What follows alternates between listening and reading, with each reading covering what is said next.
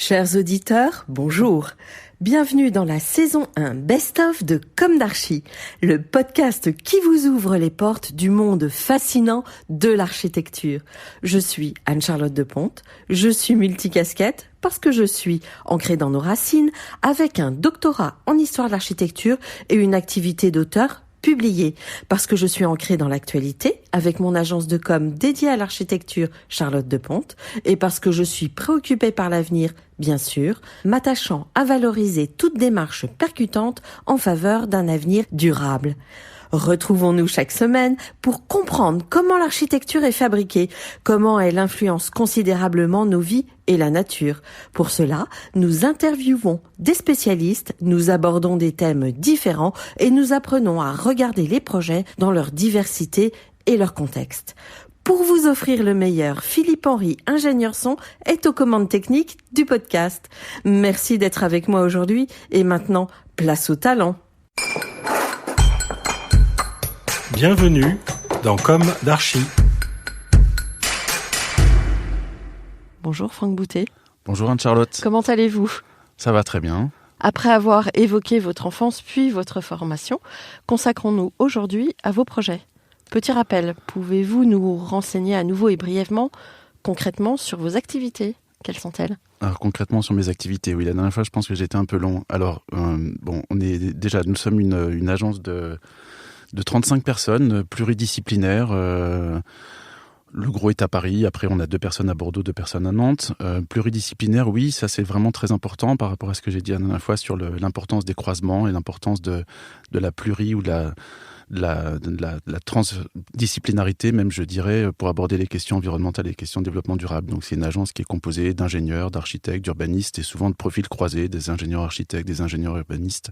Et on travaille donc sur les questions, c'est un studio d'ingénierie, j'ai envie de l'appeler comme ça, donc qui travaille sur les questions d'énergie, d'environnement, de développement durable appliquées à toutes les échelles de la fabrication de la ville, donc c'est-à-dire bâtiments, quartiers, ville, territoire. Moi j'aime bien dire même, nous travaillons du matériau au territoire. J'ai envie de dire qu'il y a une bonne dizaine d'années, donc quand on a commencé cette activité, personne ne connaissait et personne n'anticipait vraiment ce que voulait dire appliquer les questions écologiques, la recherche de sobriété, d'efficience énergétique, la préservation des ressources dans le domaine de la construction.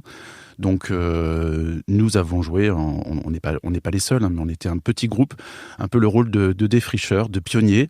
Donc nous avons contribué à beaucoup acculturer finalement l'ensemble des acteurs de la profession, que ce soit les concepteurs, les ingénieurs, même les maîtres d'ouvrage. Donc au début c'était assez intéressant puisque il y avait vraiment cette idée de la recherche, du défrichage et du caractère pionnier. Bon, c'est-à-dire que finalement, on retrouvait même un peu la question du bon sens. La ventilation naturelle est-elle possible ? La question est simple et en fait, tout interdit par exemple de faire de la ventilation naturelle en France. Et donc, on retrouvait finalement les conditions de fabriquer de la ventilation naturelle, mais qui répondent à des conditions d'objectivation contemporaine, etc. Bon, il y a eu un emballement autour des labels et des certifications et beaucoup centré sur la question de l'énergie, la seule question de l'énergie, et j'ai envie de l'appeler, une seule couleur de l'énergie, qui est la couleur blanche. Donc l'énergie blanche, c'est celle qu'on consomme dans les bâtiments. Il y a plusieurs couleurs de l'énergie. L'énergie grise, c'est celle des matériaux, c'est celle qui est stockée. Donc beaucoup centré sur l'énergie blanche, quasi exclusivement. Enfin nous, ça nous occupait quasiment à 99%, donc les questions d'énergie, et exclusivement sur le neuf. Or, le neuf et l'énergie blanche, c'est pas les 2 seuls sujets évidemment de la question de la transition. Donc nous, on prenait depuis longtemps déjà l'idée de s'intéresser à l'existant, de changer d'échelle, ne pas concentrer tout sur le bâtiment parce qu'on demande trop au bâtiment, on lui fait jouer un rôle, on va dire, de variable d'ajustement des questions de la transition et il ne peut pas le jouer évidemment seul, ça se joue beaucoup plus à l'échelle des territoires. Donc pendant un moment, on a souffert avec cette idée des labels. Donc moi, j'ai eu un discours très anti-label, très anti-certification et à dire, attention, les enjeux sont dans l'existant. Dans les pays à faible développement, le neuf ne représente pas grand-chose. C'est 1% par an du stock. Et donc tous les enjeux sont plutôt dans la ville existante. Et la ville de demain, celle qu'on doit bien accepter comme étant la ville post-carbone ou la ville de la transition, en fait, elle existe déjà aujourd'hui. Donc il faut travailler avec elle, il faut l'améliorer et arrêtons de toujours construire des discours progressistes exclusivement sur le neuf, avec l'idée que tout ce qui a été construit avant est mauvais, ce qui est construit de manière présente est encore mauvais finalement, un peu moins mauvais, et demain sera mieux. Il y avait toujours cette idée un peu millénariste, là, demain sera mieux, donc très progressiste et à mon avis qui nous faisait aller droit dans le mur. Donc aujourd'hui ça a changé, on a changé d'échelle. En bien et en mal d'ailleurs, mais je peux le dire après aussi. On a changé d'échelle, on travaille beaucoup plus sur des échelles de territoire, sur des échelles de quartier. Il y a un équilibre recherché, même par la maîtrise d'ouvrage, beaucoup plus intéressant entre la contribution demandée au bâtiment par rapport à ce que l'on peut faire, ce sur quoi on peut agir, donc à l'échelle territoriale. On travaille plus que sur l'énergie blanche, heureusement. On travaille sur des composantes multiples, évidemment la montée en puissance de l'énergie grise, la réflexion sur les matériaux, l'économie de matière, etc. Mais pas que, on travaille aussi sur toutes les dimensions du confort, de la santé. Donc aujourd'hui, c'est beaucoup plus riche, on va dire, en termes de thématiques activées et beaucoup plus complexe sur les échelles sur lesquelles on travaille. Après, dans les tendances très récentes, on voit dans les appels à projets innovants, il y a un côté extrêmement bien de parler de mettre l'innovation au cœur du processus de construction, qui est quand même finalement très rustique et voire même très rudimentaire. Donc de mettre l'innovation au cœur, c'est plutôt intéressant, avec des tendances émergentes qui sont, à mon sens, assez structurantes sur l'avenir de la profession et même les réponses que l'on pourra apporter. La première, c'est très certainement la montée en puissance du privé. Le public, c'est d'une certaine façon un peu effacé, donc la montée en puissance du privé, avec le bien et le mal qui en découlent, qui sont attachés à ça, voilà, qui en découlent. Aujourd'hui, les privés sont en train de devenir les nouveaux aménageurs, donc ça pose quand même des questions. Autant on comprend que faire un bâtiment de logement pour un privé dans un territoire qui est piloté par la puissance publique, il n'y a aucun problème. Autant on comprend que de commencer à faire 200 000 m² ou 250 000 même, et l'îlot XXL à Marseille, qui est le macro-lot en fait le plus gros en France, donc qui soit entièrement donné au privé.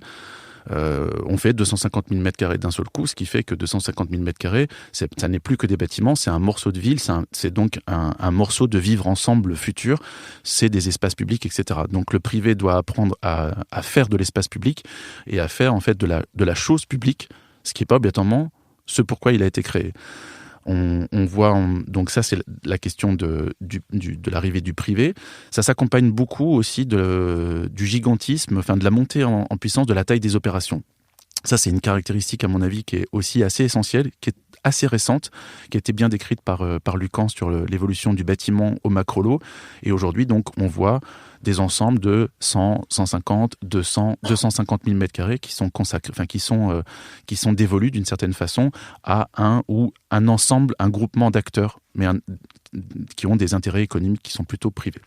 Depuis 10 ans, je pense qu'on a dû avoir, je pense que j'ai dû m'intéresser à peu près à 1500 sujets, à 1500 projets. Donc parmi les projets qui ont beaucoup mobilisé ces derniers temps, on va parler un peu de 1000 arbres. Donc tout le monde, dans la profession connaît, on va dire, ces images qui ont été véhiculées sur ce projet un peu étrange, un peu atypique. Donc 1000 arbres, c'est l'idée de... Alors le nom 1000 arbres d'ailleurs, il est arrivé avec... c'est parce que le projet donc, a été développé par la compagnie Fasbourg avec les architectes donc Sou Fujimoto et Manal Rajdi. Et ils sont venus d'une petite séance de conception au Japon avec l'idée qu'il serait intéressant sur cet endroit de Paris, on est au-dessus du périphérique, qui est à la fois extrêmement minéral, bruyant, pollué, finalement d'avoir une ambition inverse de créer presque les conditions d'une forêt et d'habiter dans une forêt. Un franchissement, une forêt qui franchit le périph', c'est ça en fait. Voilà, c'est ça, enfin une concentration en tout cas végétale importante.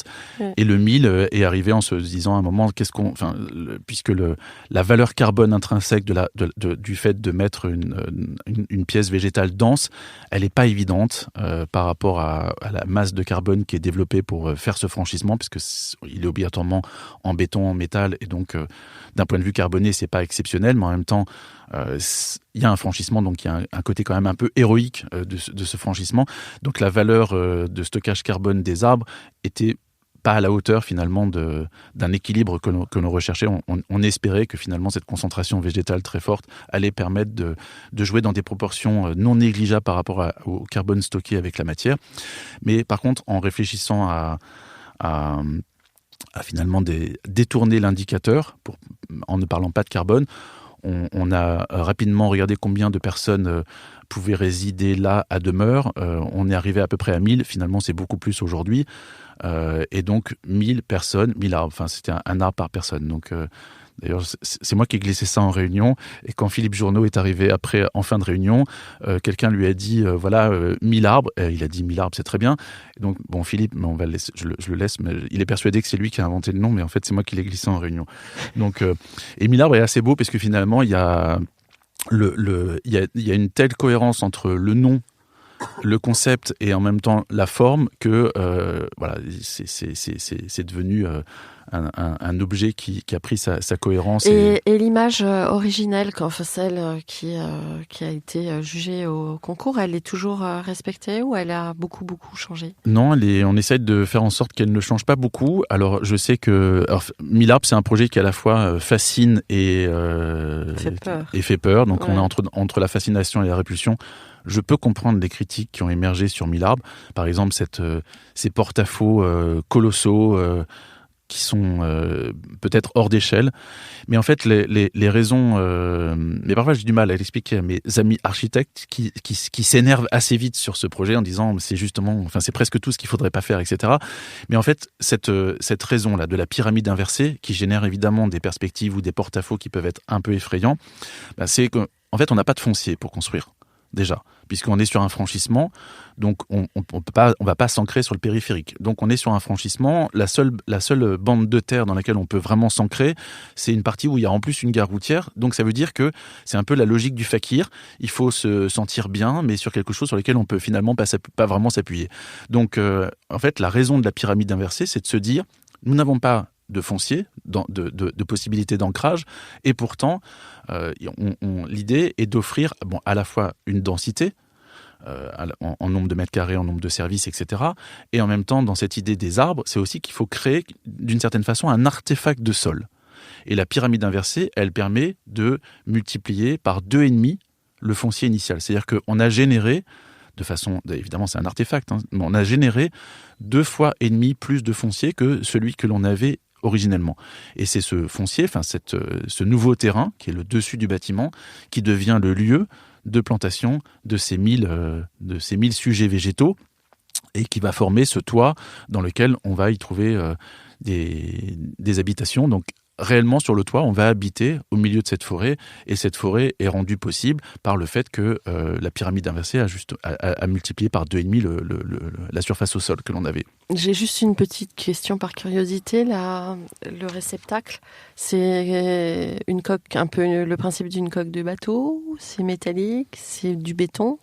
Alors il y a un mélange de métal, de béton, en fait les perforations, parce qu'évidemment une fois qu'on a généré cette forme de pyramide inversée, on a un objet qui est très profond, très compact, donc il faut l'éclairer. Donc la complexité d'un point de vue évidemment structurel et pas que, c'est qu'il y a ces grandes perforations qui sont ces grands vides qui vont faire pénétrer la lumière en profondeur au cœur du bâtiment, et donc ces grands vides ont été étudiés de plein de façons différentes. Pendant un moment, il y a eu l'idée de faire un vortex entièrement en métal, donc comme une structure autoporteuse métallique. Là, il est en train de se simplifier, puisque c'est d'une complexité assez phénoménale à mettre au point. Donc, il est en train de se simplifier, de revenir plutôt sur du béton en recherchant plutôt des alignements verticalement, et en même temps, une vraie économie de matière. C'est-à-dire que là, le travail qui a été fait sur l'APS, finalement, a divisé par 2 quasiment la matière qui était originellement envisagée pour la construction. Donc là, c'est toute la partie structurelle sur laquelle nous, on n'est pas directement impacté. Mais après, il y a évidemment le regard sur comment comment fabriquer ces enveloppes à la fois donc qui ont ces inclinaisons vers le périphérique, donc plus ouvert sur le bruit. Donc là, il y a des logiques de double pot, mais comment faire en sorte que cette double pot soit à la fois protectrice, soit en même temps suffisamment lumineuse, on puisse quand même ouvrir à un moment une fenêtre, évidemment pas directement sur le périphérique, mais sur une lame qui va être ventilée. Voilà, il y a des sujets de complexité de mise au point. Et puis la pérennité des arbres, ils vont développer des racines, ça pèse? Ah oui, mais ça, c'est regardé très très en détail. En fait, il y a des épaisseurs de terre qui sont assez importantes, donc c'est aussi avec l'idée de pouvoir y planter des sujets végétaux quand même d'importance.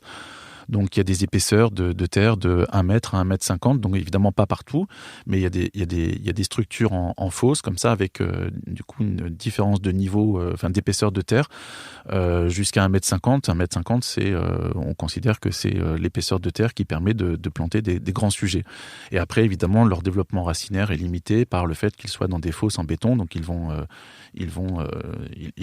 ont finalement un développement contraint.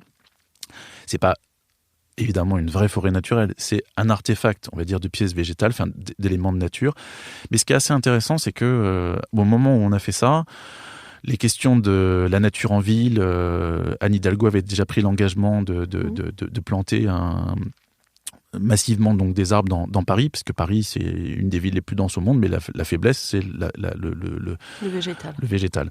Donc, mais en même temps, personne ne savait très très bien finalement quels étaient les services écologiques qui étaient rendus possibles par cette présence naturelle. Et nous on l'a. Alors ça c'est quelque chose qui est jamais communiqué, mais comme dans les appels à projets, l'appel à projet Réinventer Paris. À la fois, il y avait cette idée d'innovation et en même temps, il y a un protocole d'évaluation et d'engagement qui a été signé par chacune des équipes avec l'idée de rendre des comptes vis-à-vis de la ville de Paris. Et ça n'est quand même pas rien. C'est d'ailleurs une vraie difficulté par rapport à ce sujet d'innovation. C'est-à-dire qu'on s'engage sur un certain nombre de dispositions que l'on a prises initialement au moment du concours pendant 10 ans. Et donc, nous, on a dit 1000 arbres doit servir de structure apprenante d'une certaine façon et de démonstrateur pour évaluer les capacités, les services écologiques qui sont rendus possibles par cette pièce végétale très dense. Donc, 1000 arbres est un objet, donc ça, pour ça, c'est derrière l'image, et ça, c'est le sujet sur lequel nous, on travaille beaucoup. Ça va être c'est un bâtiment qui va être extrêmement instrumenté pour pouvoir suivre finalement les bienfaits offerts par cette densité végétale assez inouïe sur un morceau de territoire parisien qui était 100% minéral, bruyant, pollué, etc. Et donc, on va en mesurer les capacités de maîtriser l'îlot de chaleur, donc même de fabriquer un îlot de fraîcheur. On va en maîtriser en évaluer les capacités donc de cette pièce végétale de contrer un environnement sonore bruyant. On sait très bien qu'on ne va pas faire de l'isolation acoustique, mais on va fabriquer un contre-paysage sonore plutôt positif en utilisant des choses assez simples. C'est le bruissement des feuilles avec le vent. On va en mesurer la capacité de dépollution, on va en mesurer la capacité d'évolution de la biodiversité, et donc il y a même une maison de la LPO qui sera installée là, donc la Ligue de protection des oiseaux, avec des personnes à demeure qui vont observer finalement le développement faunistique, floristique de ces 1000 arbres, de cette pièce végétale, et en mesurer le développement biotopique et la valeur en termes de biodiversité. Donc on a promis à la vie, on a dit en fait on ne peut pas prendre d'engagement finaux sur les résultats, puisque en fait c'est un sujet de recherche. Par contre, on s'engage à mesurer tous les ans et à vous rendre des comptes qui nous serviront à nous, qui vous serviront à vous, et qui du coup serviront globalement à la profession et qui permettront demain d'apprendre grâce à ce projet, mais il y en a d'autres qui peuvent se placer. C'est une sorte de carnet de bord en fait. Voilà, et pour apprendre finalement il faut un peu désidéologiser le débat sur la nature en ville. Alors, j'avais dit quelque chose qui est assez intéressant et qui regroupe des réflexions qu'on mène depuis pas mal de temps à l'agence. Tout à l'heure, j'ai dit, en fait, pendant une période, on misait tous sur la seule énergie blanche, sur le neuf. Et en fait, on sait que il n'y a pas de gisement sur l'énergie sur le neuf, puisque en France, en tout cas, le neuf, la construction neuve représente 1% par an donc, du stock de bâtiments existants. Et en même temps, les bâtiments neufs sont bien plus efficaces d'un point de vue énergétique que les bâtiments existants. Ils sont 5 à 10 fois plus efficaces que les bâtiments existants. Donc finalement, les enjeux énergétiques pèsent dans le neuf 1%, mais divisé par 5 à 10 par rapport à l'efficacité énergétique de l'existant. Donc ça veut dire que les enjeux énergétiques dans le neuf, ça ne représente par an que 0,1 à 0,2% du problème. Donc le vrai sujet, c'est l'existant. Alors une chose qu'on a faite sur 1000 arbres, qui est à mon sens fondatrice finalement de la façon de penser la ville demain, c'est que dans l'idée d'aller vers les bâtiments à énergie positive, l'autonomie énergétique, etc., sur 1000 arbres, ça n'avait aucun sens, puisque l'autonomie énergétique, une fois qu'on a fait la réduction des besoins à la source, ça c'est la sobriété, c'est ce sur quoi on travaille, il faut pouvoir compenser avec des énergies renouvelables. Les énergies renouvelables, il y a de la géothermie. On utilise de la géothermie de manière massive aussi sur 1000 arbres. Ça se dit pas trop. Tout le monde critique l'image, mais en fait, on utilise de la géothermie de manière massive. Mais ça suffit pas pour être énergie positive. Il aurait fallu utiliser toute cette toiture, ces 2,5 fois de foncier créé pour installer des panneaux solaires, etc., etc. Mais en fait, non. On a décidé d'installer ces 1000 arbres, et en même temps d'installer les maisons dans les arbres. Ça veut dire qu'on n'avait pas la possibilité d'installer suffisamment, enfin en tout cas parce qu'il y en a un peu, mais massivement les énergies renouvelables. Et en fait, on a proposé quoi ? On a dit, nous proposons de réfléchir sur un périmètre élargi, de ne pas considérer juste 1000 arbres comme un objet, mais finalement comme dans sa capacité d'induction sur son territoire d'accueil et de positiver son territoire d'accueil. Et pour ça, on fait quoi ? Une partie du budget qui a été évité pour passer, on va dire, de 50 kWh vers la positivité, ça coûte un certain prix, et en plus, ça coûte cher finalement d'aller chercher les kilowattheures restants, ça coûte très cher. Et donc, on a proposé, ça c'est une promesse de concours qui a été tenue, en fait, de prendre ce budget, ou une partie de ce budget pour faire de l'amélioration énergétique de copropriétés alentour. Ça se dit jamais, et pourtant, il y a quand même, alors ça c'est moi qui l'ai beaucoup porté, donc j'en suis assez fier, et donc derrière l'image, il y a des vraies vertus, donc je l'ai dit sur à la fois le côté démonstrateur, et en même temps cette idée de penser l'objet, oui, quand on le regarde, on a l'impression que c'est un objet qui est finalement étranger à son territoire. Non, il va s'ancrer dans son territoire d'une autre façon en créant de la synergie et presque ces formes de jumelage ou de filiation, on va dire, avec des bâtiments alentours qui auront été améliorés énergétiquement et donc avec à la source, en conséquence aussi une réduction des charges pour les occupants, donc qui sera permis par l'arrivée de 1000 arbres.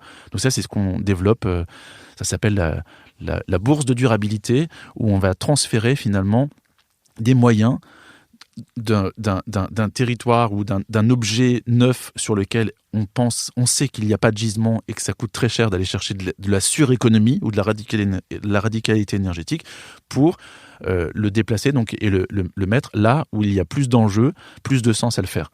En fait, l'intrus est bienveillant vis-à-vis du site sur lequel il va venir s'implanter.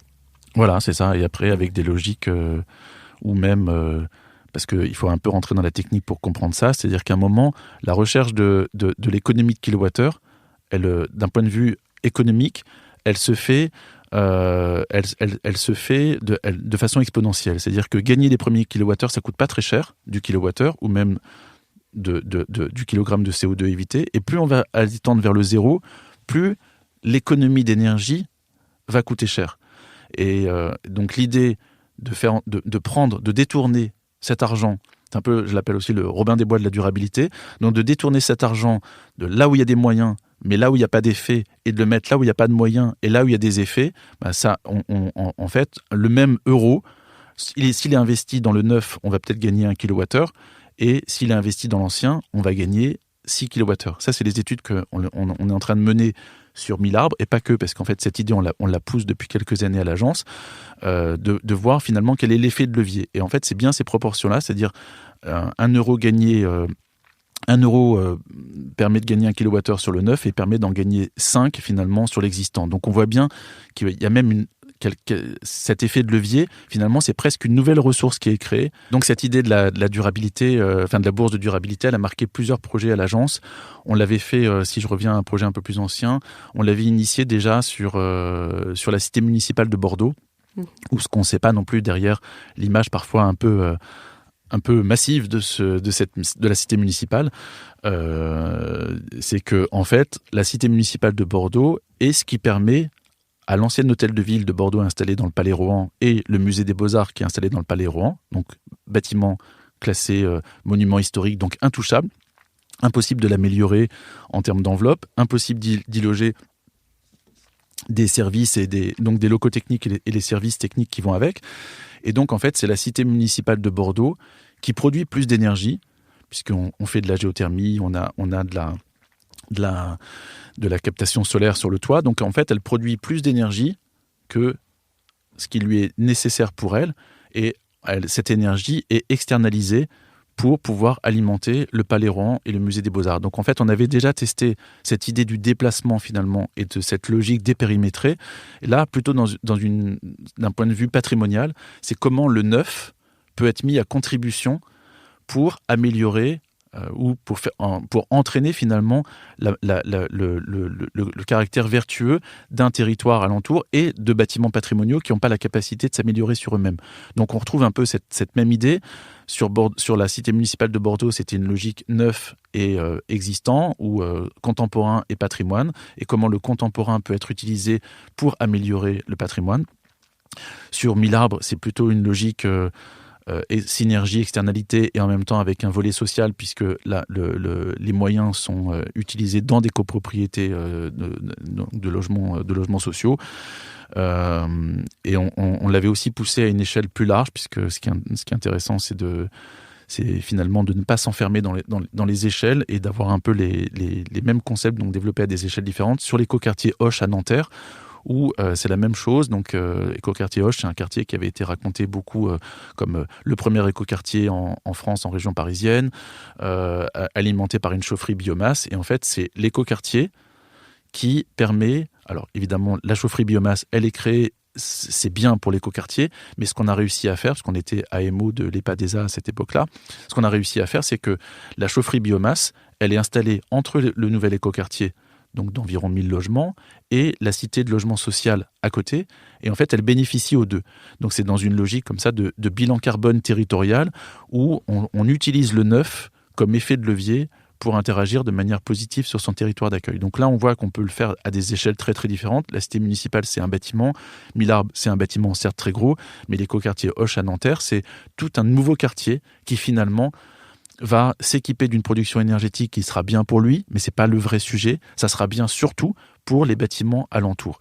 Et ça, c'est vraiment une pensée qu'on développe depuis, très importante, donc qui est développée à l'agence, sur l'idée que il faut en permanence penser le neuf dans sa capacité inductive, rétroactive, comme effet de levier pour interagir sur son territoire d'accueil, puisque ce que je disais tout à l'heure, c'est que la ville de demain existe déjà à 99% aujourd'hui, et donc plutôt que de détourner le regard en disant tout ce qui est ancien, c'est obsolète, et il faut travailler sur l'hyper-performance, l'hyper-qualitatif du neuf et de mettre tous les moyens, eh ben non, utilisons plutôt le neuf comme avec ses capacités donc rétroactives, positives sur le territoire d'accueil. Alors, d'autres leitmotifs. On a aussi pas mal travaillé dans des climats chauds, que ça soit au Maroc, par exemple, sur le secteur d'Anfa, donc l'ancien aéroport de Casablanca, qui a été reconverti, donc l'aéroport a été déplacé, donc c'est un nouveau quartier, ou la ville nouvelle de Zenata. Et après, donc sur des sujets montpelliérains, certes, ou à Marseille, donc on n'a pas le même climat, mais on est quand même dans cette problématique, on va dire, du climat tempéré chaud. Et là, on travaille sur autre chose. Zenata, par exemple, donc c'est un sujet de ville nouvelle au Maroc, au nord de Casablanca, entre Casablanca et Mohamedia. Et alors, on peut se dire pourquoi faire des villes nouvelles, est-ce que c'est développement durable, etc., etc. Voilà, il faut changer de temps en temps. Il faut pouvoir changer de point de vue et s'adapter au contexte dans lequel on est. On est au Maroc, ça n'a rien à voir. Et au Maroc, il y a un problème il y a des migrations des campagnes vers les villes, donc qui sont extrêmement importantes. Et comme les villes n'ont pas la capacité d'accueil de ces populations, eh ben, il y a des structures bidonvillesques qui se créent autour de toutes les grandes villes du Maroc. Donc le Royaume a décidé, il y a une dizaine d'années, la réalisation de 7 villes nouvelles qui sont censées pouvoir répondre à cet afflux migratoire. Et donc Zenata est une des plus grandes. Donc elle est au nord de Casablanca, entre Casablanca et Mohamedia. On est sur un territoire... Alors, aucun territoire n'est vierge, mais qui est en tout cas très peu construit. Il y a des structures bidonvillesques. Donc là, il y a un travail aussi qui est fait avec les bidonvilles existants pour pouvoir retrouver leur place dans cette infrastructure urbaine nouvelle.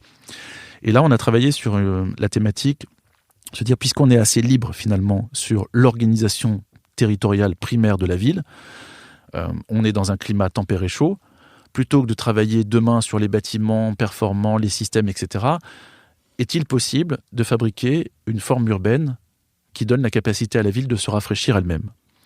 Ça, c'était le leitmotiv initial. Et donc, on a dessiné cette ville avec une forme d'arborescence aérolique, en fait, qui va utiliser les vents marins qui viennent, donc les vents viennent du nord et la mer est au nord-ouest. Et donc on a comme ça toute une structure arborescente. C'est une arborescence, c'est pas une trame à proprement parler, c'est une arborescence puisque c'est plutôt basé sur on va dire le système du vivant, des éléments naturels, et on va canaliser les vents marins, les vents frais, pour les conduire en profondeur dans la ville, donc avec un système de ramification, donc d'arborescence, avec les corridors principaux, ensuite à partir de là, des ramifications avec des corridors plus fins, et jusqu'à l'intérieur des îlots, et même jusqu'au bâtiment. On a travaillé toute cette notion, on va dire, de porosité aérolique du grand territoire jusqu'au bâtiment. Avec quel architecte vous travaillez? Donc ça, on l'a fait avec Bernard Reichen. On travaillait beaucoup avec Bernard à ce moment-là, un peu moins en ce moment, mais en tout cas tous les projets marocains, parce que Bernard avait un développement important au Maroc, donc il nous a emmenés dans ses valises, et donc on a eu l'occasion de travailler à la fois sur Enfast, avec lui aussi, sur Zenata. Et alors, ça aussi, c'est une question de bon sens, finalement. On sait que le plus simple et peut-être le plus efficace en termes d'efficience ou d'effort gain rafraîchisseur, c'est le rafraîchisseur adiabatique bien connu des maisons, anciennement, on va dire. Quand on avait besoin de se rafraîchir dans une maison ancienne, on prenait un linge. Un linge, c'est quoi? C'est une surface d'échange. On le trempait dans l'eau. Alors, on a quand même besoin d'eau pour avoir un matériau qui soit capable de faire du changement de phase.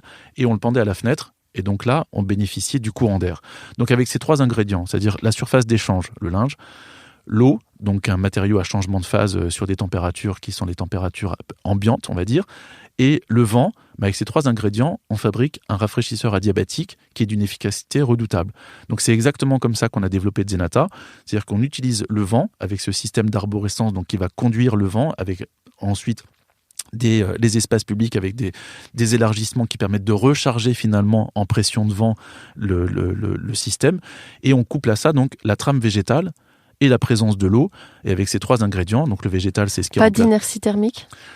Alors, ça c'est ensuite dans la déclinaison jusqu'à l'échelle des bâtiments, mais en tout cas, la trame urbaine primaire, elle est faite de ça, c'est-à-dire qu'on a une trame orthogonale qui est la trame de la mobilité, on va dire, et en même temps, on a cette arborescence aérolique qui vient détramer, parce que Bernard aimait bien cette idée, parce que les images sont très, très poétiques. Il a appelé ça donc la ville détramée, puisque finalement, mon arborescence aérolique est venue perturber sa trame orthogonale, mais c'est dans les accidents qu'on a organisé finalement les espaces publics avec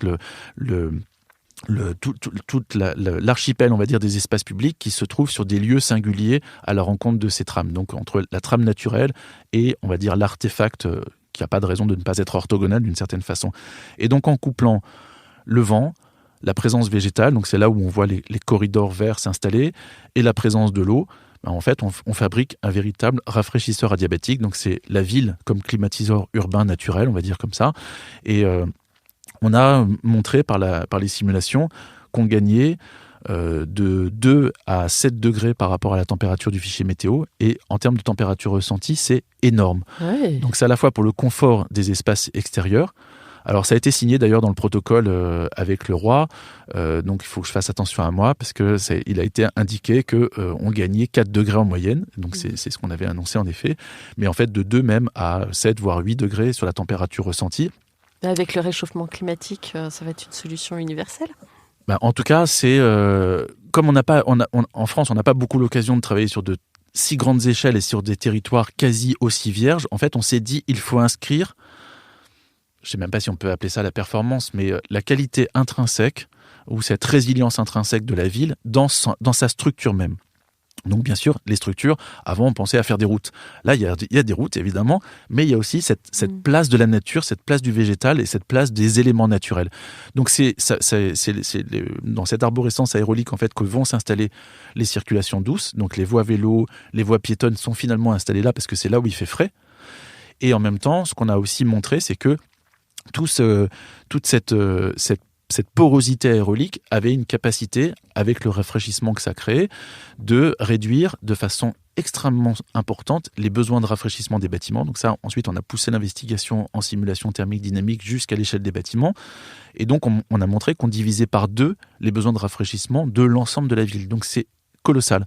Et après, donc, on a fait tout un travail de prescription assez fine sur l'organisation des îlots, de manière à ne pas perturber finalement le fonctionnement du système macro, et jusqu'à l'organisation des bâtiments, en préconisant d'installer les bâtiments de façon à pouvoir utiliser les différences de pression qui ont été créées par cette arborescence aérolique, et jusqu'à, c'est pour ça que tout à l'heure je parlais du matériau au territoire, jusqu'au type constructif et la façon dont on fabrique les enveloppes avec des capacités avec des choses assez simples. C'est des ouvrants qui sont dédiés à la ventilation naturelle, mais on garde le principe même de réinterprétation contemporaine du moucharabier, c'est-à-dire qu'on peut ouvrir un volet et on a un bâtiment qui devient poreux à l'air et qui permet du coup de décharger ses calories.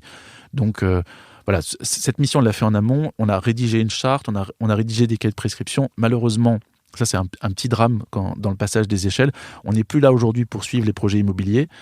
J'espère, mais mes retours me disent que malheureusement, ça c'est peut-être pas aussi bien que ce que j'espère, mais j'espère que les concepteurs ont bien compris les fondations que l'on avait posées pour arriver à faire en sorte que jusqu'au bâtiment, on arrive à travailler dans cette cohérence globale, donc de cette idée du climatiseur naturel.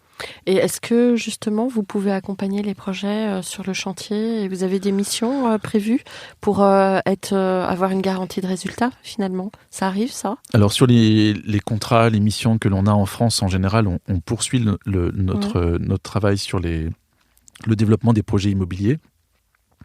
Donc on a à ce moment-là un rôle d'AMO par rapport à l'équipe promoteur, concepteur ou porteur de projet, en tout cas concepteurs qui vont travailler. Malheureusement, au Maroc, il y a eu une rupture au moment où le Maroc a voulu signer avec l'Agence française de développement un contrat, parce qu'évidemment, il y avait de l'argent à la clé. Ils sont partis sur une orientation on va dire grand consortium avec la logique HQ aménagement, et je crains qu'on ait perdu un peu le sens. Donc on me reparle régulièrement de Zenata en disant j'imagine que tu as encore une mission. Malheureusement non, c'est un petit drame pour moi parce que Zenata est un des projets en fait fondateurs de l'agence.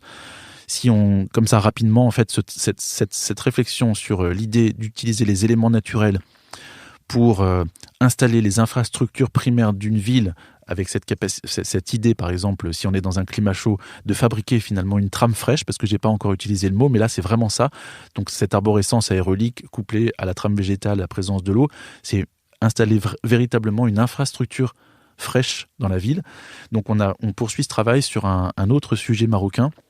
Là, on n'est pas avec Bernard Reichen, on est avec l'AREP, donc sur la ville de Foum El Oued. Donc on est plus au nord, dans un territoire qui est...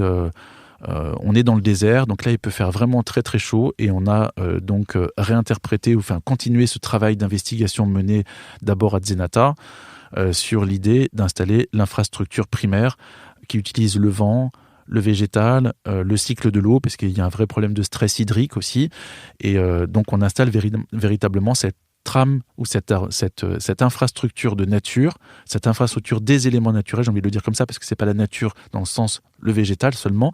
Donc on utilise les éléments naturels, donc qui sont en train de devenir les fondations même de la ville de Foum El Oued.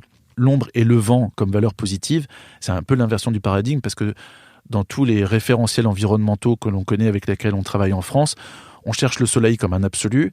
Et surtout pas de vent, il faut toujours travailler sur des vitesses de vent nulles. Là, on dit, attention, ne prenez pas ces référentiels, ça c'est un vrai sujet, c'est-à-dire que les Marocains, n'ayant pas de stratégie et de référentiels environnementaux nationaux, en fait, voulaient prendre les référentiels issus des pays du Nord. Je leur ai dit, non, il faut inventer finalement une référence locale, une culture locale en fait et qui trouve les réponses par rapport aux enjeux qui sont les vôtres. Et donc on a inventé cette idée de l'ombre et du vent comme valeur positive. Alors ça peut se poursuivre jusqu'à l'échelle des bâtiments. Par exemple, un projet aussi assez emblématique, c'est l'Arbre Blanc à Montpellier. Là aussi, c'est une image bien connue avec ces très grandes terrasses qui sont en fait l'identité du bâtiment. Mais en fait, ces terrasses sont véritablement pensées comme les interfaces environnementales. Elles fabriquent de l'ombre, donc c'est un bâtiment qui fabrique sa propre ombre. Et ça, c'est un thème qu'on développe beaucoup dans les climats chauds, en se disant, on peut trouver, là je l'ai raconté déjà à l'échelle urbaine, même à l'échelle territoriale, donc c'est cette idée de l'arborescence, la trame fraîche. Et en fait, on peut continuer cette investigation sur l'idée de fabriquer une morphologie ou même une matérialité d'un bâtiment qui fabrique sa propre ombre et qui fabrique son propre courant d'air pour se rafraîchir lui-même. Donc c'est le thème de l'arbre blanc, où les grandes terrasses, en fait, ont été travaillées. Donc ça, on fait beaucoup de modélisation, de simulation à l'agence, et donc ça a été regardé très en détail, le positionnement des terrasses, à la fois pour laisser le soleil pénétrer en hiver, mais en même temps pour fabriquer de l'ombre. Et donc on a des très belles images sur l'arbre blanc, qui sont encore une fois pas toujours celles qu'on communique. On communique toujours l'image architecturale. Oui, je vois très bien. Mais en fait, il y a... Rappelez-nous l'architecte, parce que ça... Là aussi, c'est Sou Fujimoto avec qui on a travaillé sur... Voilà, mais Sou Fujimoto associé à Manal Rajdi, donc qui est lui aussi sur 1000 arbres, et à Nicolas Lenné. Donc il y a 3 Nicolas architectes. Et moi, c'était un travail de conception assez extraordinaire. Et là aussi, conception vraiment croisée, conception intégrée. Moi, j'aime bien parler de l'idée de la conception intégrée. Et donc, on a ces très belles images, en fait, des jeux d'ombre qui sont générés par les terrasses sur la tour donc qui est développée, donc mise à plat, et donc ça donne une cartographie comme ça des ombres et des lumières, et donc les positionnements des terrasses, la longueur des terrasses, leur orientation a été travaillée en aller-retour avec nous, donc sur cette cartographie des ombres et des lumières. Donc ce sont des terrasses qui vont protéger le bâtiment, fabriquer de l'ombre, et en même temps, par le travail différencié des garde-corps, lutter contre les vents dominants, au contraire faire passer un courant d'air, et en même temps, elles servent de récupération des eaux pluviales, puisque évidemment, ce sont des grandes langues comme ça qui vont sortir loin par rapport à la façade, et donc elles vont récupérer les eaux pluviales, les conduire en profondeur pour alimenter les espaces verts dans la tour, etc. Donc c'est vraiment la terrasse, le prolongement extérieur finalement comme cile ou comme interface environnementale. Il y a un projet que j'aime bien aussi en développement aujourd'hui, qui est Sciences Po, qui s'installe dans l'hôtel de l'Artillerie. Et donc là, là aussi, il y avait beaucoup d'architectes, parce qu'on va revenir après sur la question de l'égo des architectes. Donc là, il y avait beaucoup d'architectes.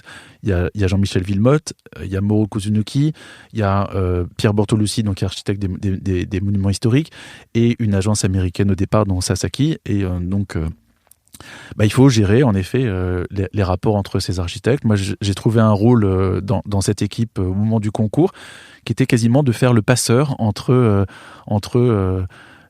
parfois des idéologies qui sont très opposées même entre ces concepteurs. Et ça, c'est aussi ma capacité finalement à comprendre bien les enjeux architecturaux, donc à discuter avec Jean-Michel, à discuter avec Nicolas Hiroko, donc Mauro Kuzunuki, parce que c'est les deux agences qui ont beaucoup travaillé, et finalement à faire un peu la synthèse et à trouver le meilleur des propositions de chacun, parce que finalement les deux étaient absolument fondamentaux, Pierre Bortolussi aussi, pour faire ce projet. On l'a gagné par une cohérence finale implacable qui s'est démontrée lors de l'oral de concours. Moi, ma fierté, c'est que la cohérence, je l'ai beaucoup travaillée, à la fois architecturale, mais aussi technique. Et donc là, c'est un autre sujet de développement de l'agence. C'est qu'aujourd'hui, les questions environnementales, elles ont fait émerger finalement un idéal de bâtiment qui devrait satisfaire telle et telle condition pour être durable. Et on a complètement oublié, c'est pour ça que j'adore travailler sur les bâtiments existants, l'idée finalement de d'où je pars, quel est le contexte, et à partir de ça, comment je suis capable d'énoncer, de faire la cartographie, le bilan, on va dire, des forces et des faiblesses d'un existant, puisqu'on a tendance à considérer en France qu'un existant est toujours quelque chose qu'il faut transformer, qu'il faut améliorer, etc., qu'il faut mettre aux normes. Mais en fait, un existant a souvent des qualités extraordinaires, et il faut faire très attention que dans la démarche de transformation, qui est plus cette question de la transformation et du cheminement, on va dire de la plus-value qu'on va apporter à un existant, comment on répond aux faiblesses, mais comment en même temps, on préserve et on valorise les atouts, les forces préexistantes. Et ça, c'est tout le travail qui a été mené sur Sciences Po. On a des réponses qui sont très différenciées en fonction des bâtiments qui n'ont pas la même époque, qui sont pas nés de la même époque et qui n'ont pas les mêmes types constructifs, qui n'ont pas les mêmes qualités. Donc, on a fait tout ce travail du bilan force, faiblesse de chacun des bâtiments, et on a développé les stratégies, y compris sur des sujets aussi triviaux que la stratégie thermique, la ventilation. En fait, tout est développé en lien avec les qualités originelles des bâtiments. Et par exemple, sur l'hôtel de l'Artillerie lui-même, qui est dans la cour Sébastopol, qui est le bâtiment le plus ancien, qui est un ancien bâtiment conventuel attaché à l'église Saint-Thomas d'Aquin juste adjacente. Inertie magnifique. Donc, si on isole les bâtiments aujourd'hui, on perd leur inertie, donc leur capacité à résister en termes de confort d'été.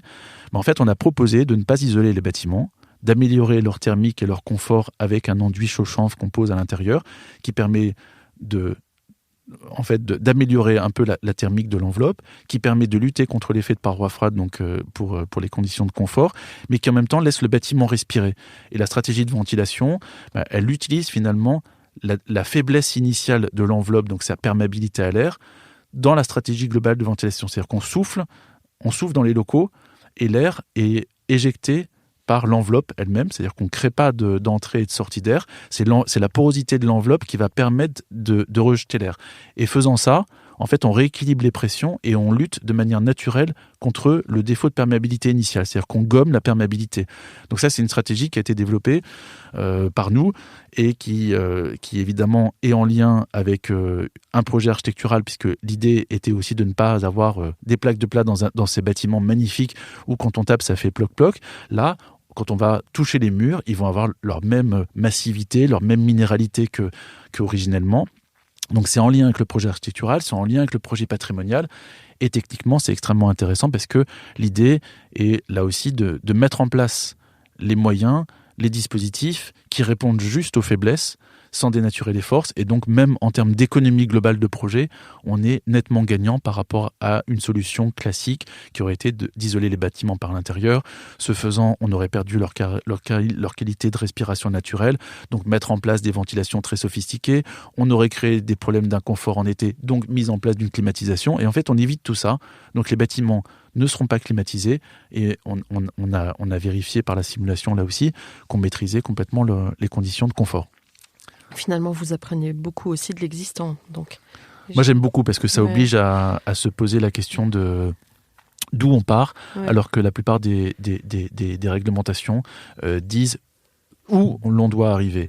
Mais la question, c'est évidemment d'où je pars, où veux-je arriver, et quel processus je vais construire de mon départ jusqu'à mon arrivée, et donc réfléchir vraiment en termes de processus apprenant, par essai et erreur d'ailleurs, mais en tout cas, le fait de travailler sur un existant rend le départ complètement prégnant. Et alors ça, c'est aussi un point très important. Tout à l'heure, j'ai dit qu'on faisait beaucoup de modélisation, de simulation, donc il y a beaucoup de calculs qui sont menés à l'agence, et en fait, on utilise beaucoup le calcul, la preuve calculatoire, le chiffre, l'indicateur, comme levier, on va dire, de désidéologisation ou de désendoctrinement, on va dire, du discours, en se disant, ben voilà. C'est une sorte de dénominateur commun, une évidence. Et on n'est pas contre préalablement, on n'a pas dit que tel niveau de performance, enfin telle capacité, ça ne marcherait pas, mais regardons, on a évalué, et donc on est beaucoup dans l'approche paramétrique, c'est-à-dire qu'on évalue en fait différents scénarios et on compare. On dit, voilà, si on va vers telle capacité, on perd ça, on gagne ça, par contre, réciproquement, etc. Et donc, on est plutôt à nourrir le processus. Ça vous permet de tendre vers une sorte de vérité, vers l'équation, finalement, la bonne équation. La bonne équation, qui était la question initiale. Voilà. Et en tout cas, les concepteurs sont bien obligés de se reposer la question en disant « Ah oui, en effet, alors... » Les concepteurs adorent l'évolution finalement plutôt, enfin l'évaluation plutôt des tendances et donc de ce que j'appelle cette approche paramétrique qu'on développe énormément à l'agence. Je ne sais plus si je l'ai dit la dernière fois, mais on a des personnes même qui développent des outils algorithmiques autour de ces questions d'analyse paramétrique qui permet en fait d'évaluer plutôt la réponse d'un système à des modifications de ces données d'entrée. Et en fait, ça, les concepteurs sont assez à l'aise avec ça. Moi, je le fais aussi parce que je suis un peu concepteur sur les bords quand même. Mais en fait, ils sont assez à l'aise avec ça parce que c'est plutôt une exploration du champ des possibles. Ouais. Alors que très souvent, autour des questions environnementales, on a la personne qui arrive préalablement dans son cahier des charges qui dit ça c'est interdit, ça c'est interdit, ça c'est pas possible. Oui, ça commence par le non. Ouais. Voilà. Et donc, et pour que ça marche, il faut que vous fassiez ça. Les concepteurs sont assez rebutés par ça. Par contre, quand on fait avec eux l'exploration de façon très scientifique du champ des possibles, en fait, ils s'en emparent et eux-mêmes se nourrissent. Tout à l'heure, j'ai parlé de Bernard Reichen qui a appelé ça la ville des tramés, mais Jean-Michel Villemotte aussi sur l'hôtel de l'artillerie, il a été extrêmement séduit par ces approches techniques, mais qui font un lien entre la technique, l'architecture, la matière, le patrimoine, et finalement, il s'empare de ça ils vont nourrir leur propre processus de conception de ces nouvelles données d'entrée. Normalement, quand l'exposition Haussmann, qui s'est tenue au pavillon de l'Arsenal le premier semestre 2017, moi je faisais beaucoup de visites de cette exposition et en général ça prenait 2h30, juste pour prévenir. Mais en 2h30, j'arrivais à expliquer, les gens étaient assez fascinés. Non, parce qu'en fait on a fait ça avec l'agence LAN, avec Umberto en particulier, de chez LAN, Umberto Napolitano. Voilà, c'est pas qu'on soit complètement passionné par Haussmann à son époque. Ce qui nous trouble, et ce qu'on avait déjà investigué dans un projet dont j'ai pas eu l'occasion de parler, donc c'est le petit bâtiment de Saussure globalement dans le secteur de Clichy-Batignolles. Il y a un petit bâtiment noir qu'on a développé en 2010, qui a été livré en 2014, donc avec l'agence LAN. Et en fait, Saussure, c'est quoi ? C'est la réinterprétation des codes de l'immeuble de rapport. En fait, en 2010, on avait déjà beaucoup travaillé sur l'énergie et on a fait énormément de projets avec l'agence LAN. Et donc, à un moment, avec Umberto, on se dit, sur quoi pourrait-on travailler ? Bon, la performance énergétique, on connaît, etc. Mais finalement, et Umberto, je pense qu'il m'a posé la question comme ça, de façon assez frontale, en disant, pour toi, l'immeuble durable, c'est quoi ? Et je lui ai dit, je pense qu'il est déjà présent. L'immeuble de rapport haussmannien, alors en fait, l'immeuble de rapport existait avant Haussmann, est durable par excellence, non pas sur les critères que l'on connaît aujourd'hui, mais plutôt par sa capacité d'évolutivité, de réversibilité. Donc on en avait parlé avant que ça devienne un leitmotiv du moment. Donc d'évolutivité, de réversibilité et de changement d'usage sans altération de son image. Alors aujourd'hui c'est en train de changer, je trouve ça assez extraordinaire, mais chose que la production contemporaine est incapable de faire. Ouais. C'est-à-dire un bâtiment de logement sera définitivement logement, et encore même de logement de telle taille sera définitivement bâtiment de logement de telle taille. Donc on n'anticipe absolument pas la capacité d'évolution. Or, moi j'aime bien dire, durer, c'est être capable de se transformer. Tout à fait. Sinon, on arrive à cette idée de l'obsolescence dont on parlait tout à l'heure. Et la durabilité, c'est aussi réfléchir finalement la capacité des structures, de cette quantité de matière que l'on concentre à un moment pour réaliser quelque chose, dans finalement mettre en place les actions correctrices qui pourront permettre à cette quantité de matière colossale qui est mise en place, donc de pouvoir évoluer, se réformer, accueillir de nouveaux usages, proposer des nouveaux services sans altération de son image. Donc Saussure, en fait, c'était la réinterprétation de l'immeuble de rapport. On a décrypté l'immeuble de rapport, on s'est dit, mais pourquoi quel est le code, finalement, qui permet cette versatilité, cette réversibilité, cette évolutivité incroyable qu'on connaît dans Paris, où des îlots anciennement logements ont pu devenir des équipements, des commerces, les bâtiments présentent une mixité au palier. Enfin, dans un même immeuble, on va y trouver 2, 3, 4, 5 types d'occupations différentes, alors qu'aujourd'hui, rien ne paraît possible. Et en fait, ça se trouve dans un code qui est extrêmement simple, mais qui est basé sur, finalement, ce que peut maîtriser le concepteur, c'est-à-dire à la fois l'organisation de la trame constructive, dans l'organisation même de la façade, la répétitivité, le systématisme de la façade.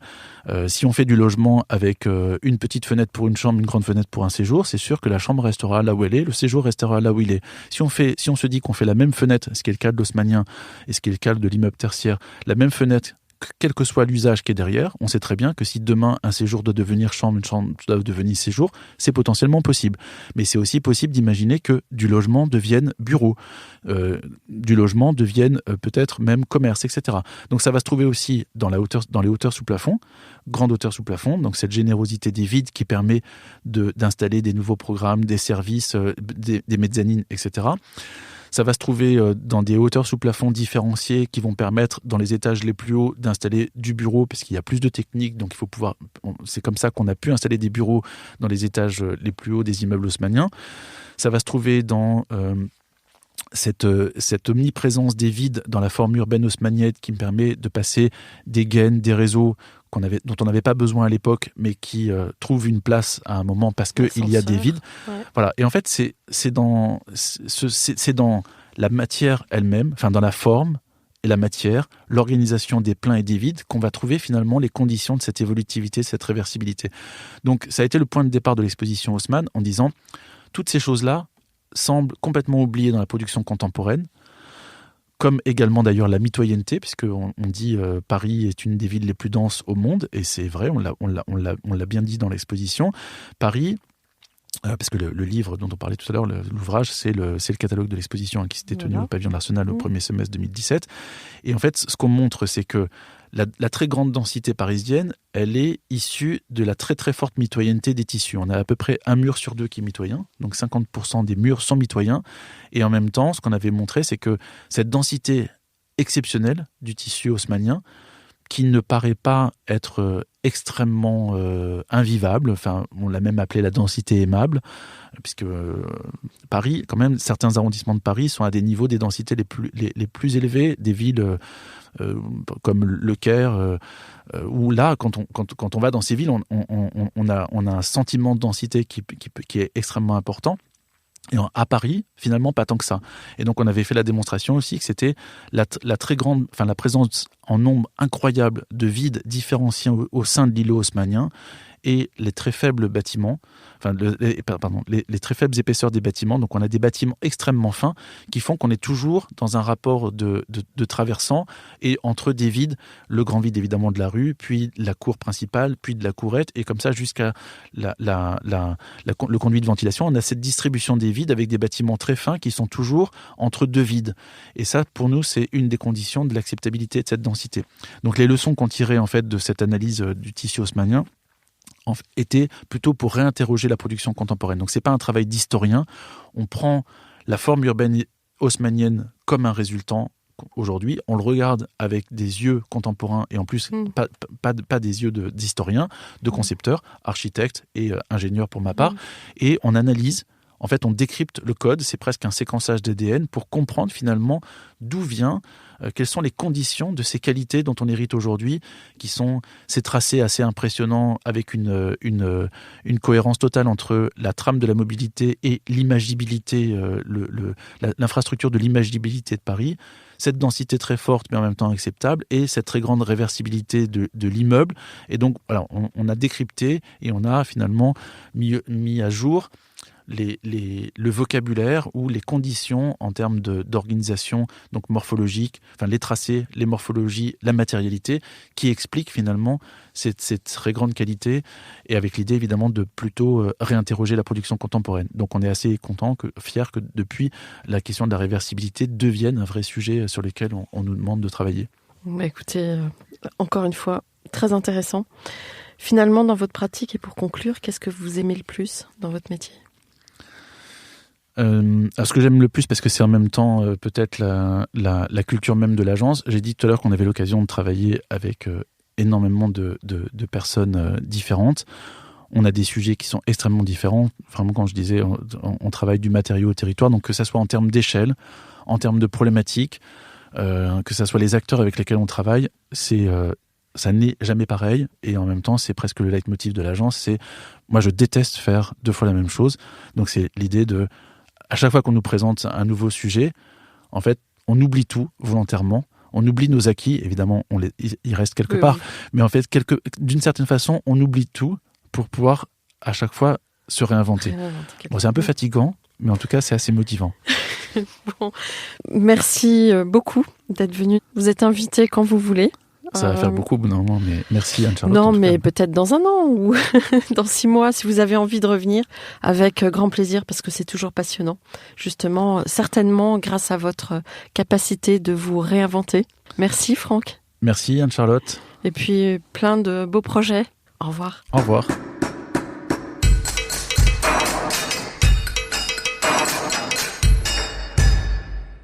Chers auditeurs, merci pour votre écoute. N'oubliez pas de retrouver nos sujets en avant-première sur Instagram à l'adresse Comdarchi Podcast, COMDARCHI Podcast. Si vous aimez ce podcast, favorisez sa diffusion en lui donnant 5 étoiles sur Apple Podcast, plus un petit commentaire, ou sur votre plateforme de podcast favorite. Et surtout, abonnez-vous pour écouter tous nos épisodes gratuitement. À bientôt, et d'ici là, prenez soin de vous.